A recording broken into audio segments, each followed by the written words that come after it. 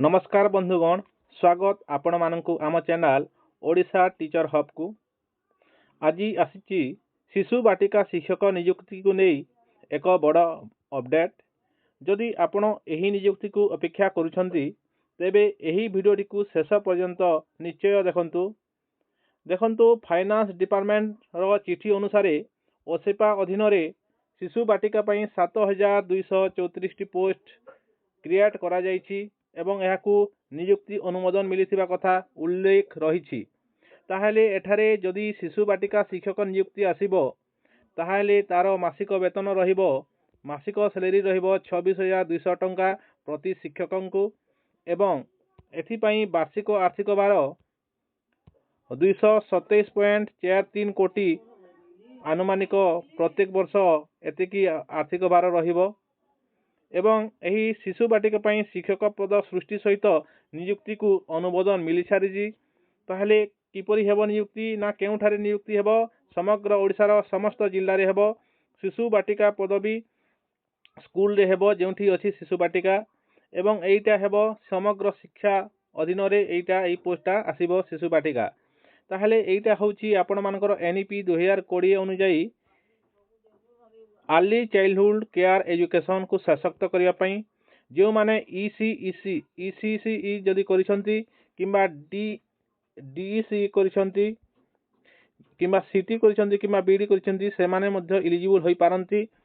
ताहले आसंतु देखिबा यार शर्तावली कोन रहिछि ना एटा सरकार को नियम एवं प्रक्रिया अनुसार नियुक्ति हेबो। ओसेपा द्वारा तो एटा आपनकर ओसेपा करिवो एटा एवं आवेदन तारीख योग्यता ये सबू डिटेल भाव में आसी नहीं।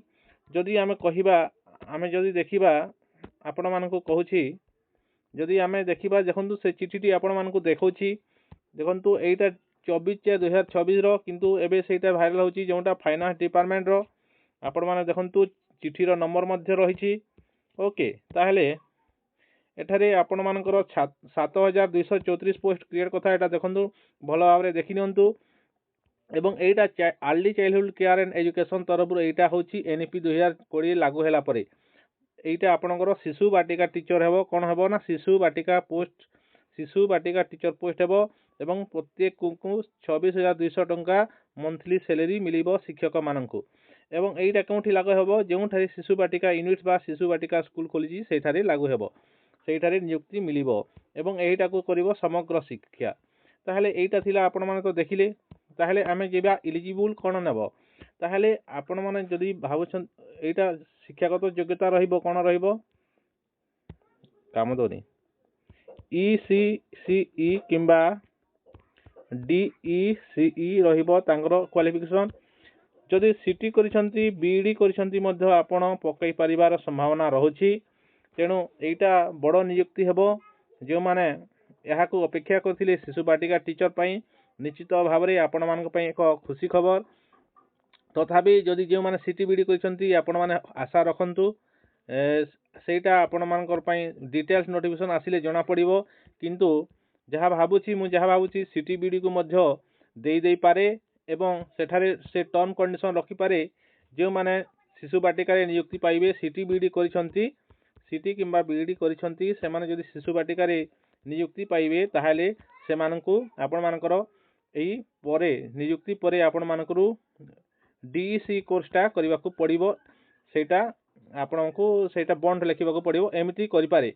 ताहले आपण माने सीटीबीडी मध्ये एलिजिबल होई पारंती। आपण माने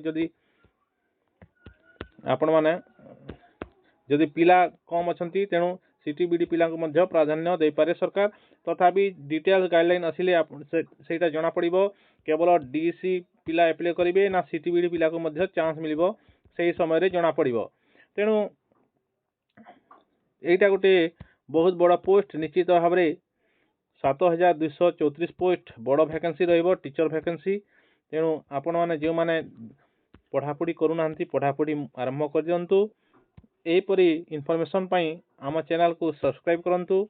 वीडियो जदि भल लागला निश्चित भाव में कमेंट करंतु एवं एही वीडियोटी को शेयर करंतु। आपण मानकु वीडियो देखिथिबारु गोटे बड़ थैंक यू।